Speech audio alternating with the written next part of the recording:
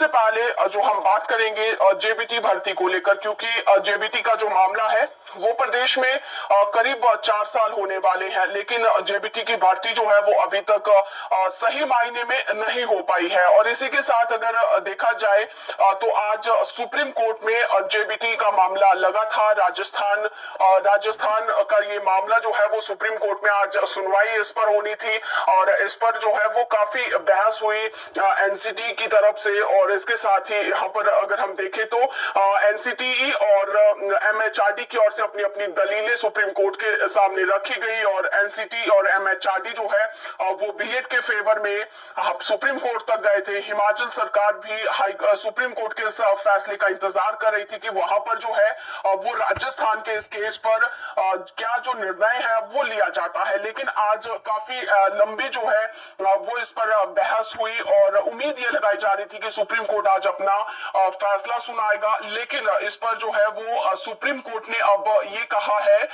यहाँ पर एनसीटीई और एमएचआरडी को कि अभी जोधपुर हाईकोर्ट ने जो फैसला लिया था जिसमें कि बीएड को जेबीटी में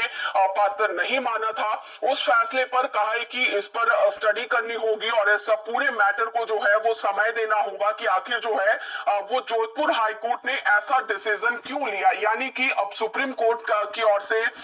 इस पूरे मामले को लेकर जो है अब ये कहा गया है कि मंथन किया जाएगा, और उसके बाद जो है वो अंतिम फैसला 12 अक्टूबर को अब जेबीटी भर्ती पर होगा। तो इस पूरे मामले को लेकर जब आज हमारी बात प्रारंभिक शिक्षा निदेशालय के डायरेक्टर से हुई, तो हमने जब उनसे पूछा कि क्या जो हिमाचल प्रदेश में ऐसे बहुत सारे जेबीटी के अभ्यर्थी हैं जिन्होंने एग्जाम दे दिया है, कमीशन पास कर लिया है, और उनका रिजल्ट जो है वो कुछ दिन बाद घोषित हो जाएगा, बीएड भी उसमें शामिल है, तो क्या उनकी नियुक्ति जो है वो आगे कर दी जाएगी या क्या जो प्रोसेस है वो रहेगा। तो इस पर जो है वो शिक्षा निदेशक का कहना था कि इसमें जो है हम हाईकोर्ट के निर्देशों का पालन करेंगे, और हाईकोर्ट ने स्पष्ट रूप से कहा है कि इसमें जो है वो यहाँ पर आप बीएड को भी कंसीडर करें। लेकिन इसी के साथ अब शिक्षा विभाग जो नियुक्तियां यहाँ पर जेबीटी को देगा, यानी कि बीएड वालों को जो नियुक्तियां जेबीटी में मिलेगी उसमें उनके नियुक्ति पत्र पर यह लिखा जाएगा कि सुप्रीम कोर्ट का जो भी अंतिम फैसला होगा उस फैसले के आधार पर जो है वो बीएड को आगे भी कंटिन्यू उनकी सेवाओं को रखा जाएगा। तो यहाँ पर आप ये समझे कि अगर शिक्षा विभाग की ओर से बीएड को भी जेबीटी में मेरिट के आधार पर अपॉइंटमेंट स्कूल में दे दी जाती है, लेकिन अगर सुप्रीम कोर्ट का फैसला ये आता है कि जेबीटी भर्ती में बीएड को पात्र नहीं माना जाएगा, तो ऐसे में यहाँ पर जो है वो बीएड जो जेबीटी स्कूलों में लगाए गए होंगे हिमाचल प्रदेश के, उनके नियुक्तियों को निरस्त किया जाएगा। तो यहाँ पर जो है वो एक चिंता वाली बात जो है वो बीएड के बेरोजगार अभ्यर्थियों के लिए जरूर है, क्योंकि उनकी जो नियुक्ति है उस नियुक्ति को सुप्रीम कोर्ट के फैसले से पहले कर दिया जाएगा, लेकिन उसमें शर्त लगाई जाएगी कि यहाँ पर जो है अंतिम निर्णय सुप्रीम कोर्ट के फैसले पर आधारित होगा, और अगर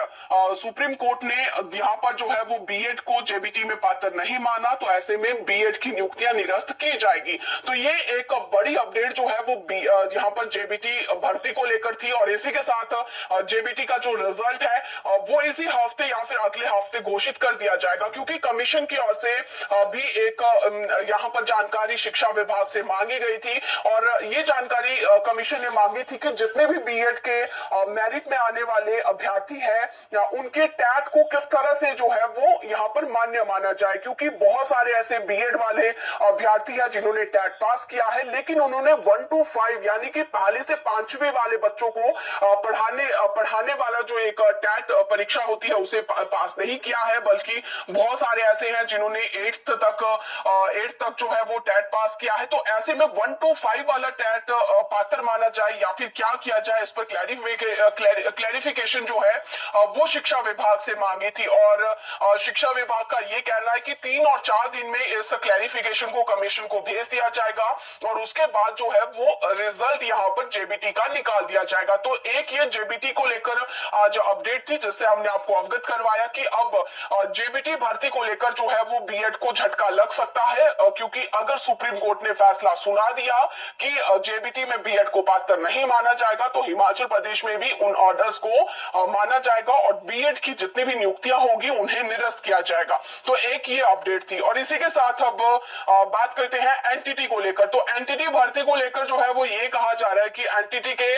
जितने भी हमारे आगे होने वाली भर्तियां हैं, पिछले कल भी हमने कहा था कि 3 ऑप्शन सरकार को दिए गए हैं, उसमें आउटसोर्स है, अनुबंध है और रेगुलर है। तो अनुबंध और रेगुलर के तहत अगर एनटीटी की भर्तियां की जाती है तो उसमें जेबीटी का स्केल देने की तैयारी सरकार कर रही है। तो यहाँ पर अच्छे संकेत एनटीटी भर्ती के लिए है कि यहाँ पर जो है वो सरकार एनटीटी के लिए जेबीटी का स्केल देगी अगर यहाँ पर इन भर्तियों को अनुबंध या फिर रेगुलर के आधार पर किया जाता है। आरएनपी रूल्स तैयार होंगे और उसके बाद जो है वो इन भर्तियों को किया जाएगा। लेकिन दूसरा पहलू यहाँ पर सरकार का ये भी है कि हिमाचल प्रदेश में एनटीटी के 2 साल का डिप्लोमा करने वाले बहुत कम अभ्यर्थी है, यानी कि 2500 के करीब जो है वो ये कहा जा रहा है, सरकार के ये आंकड़े हैं कि इन 2500 लोगों ने 2 साल का एनटीटी का डिप्लोमा किया है। और इसके अलावा यहाँ पर जो है वो 2800 ऐसे 5000 से ज्यादा ऐसे अभ्यर्थी है जिन्होंने 1 साल का ही डिप्लोमा किया है। तो ये असमंजस जैसी स्थिति सरकार के लिए है कि आखिर 1 साल और 2 साल दोनों को इन भर्तियों में पात्र माना जाए, दोनों को राहत दी जाए, तो इसके लिए कौन सा रास्ता जो है वो अख्तियार यहाँ पर किया जा सकता है। तो कुल मिलाकर एनटीटी भर्ती को लेकर सरकार के पास 3 विकल्प है। इसको लेकर काफी गहन चर्चा इन दिनों अधिकारियों के बीच में चल रही है और इस पर भी कुछ ही दिनों में जो है वो फैसला हो जाएगा। इसमें कि आउटसोर्स पर अगर भर्तियां होती है तो 10,000 का वेतन होगा, बहुत कम जो है वो इसमें मानदेय होगा। लेकिन अगर रेगुलर और अनुबंध के आधार पर इन भर्तियों को किया जाता है तो इनका वेतन जो है वो काफी जेपीटी टीचर के और रेगुलर टीचर के बराबर होगा। तो अब आपकी इस पर क्या राय है, क्योंकि बहुत सारे एनटीटी के हमारे साथ दर्शक जुड़े होते हैं जो कि इंटरेस्टेड है कि प्री प्राइमरी की भर्ती, प्री प्राइमरी टीचर की भर्तियां जो है वो कब से शुरू हुए। तो आप अपना सुझाव हमें जरूर भेजें।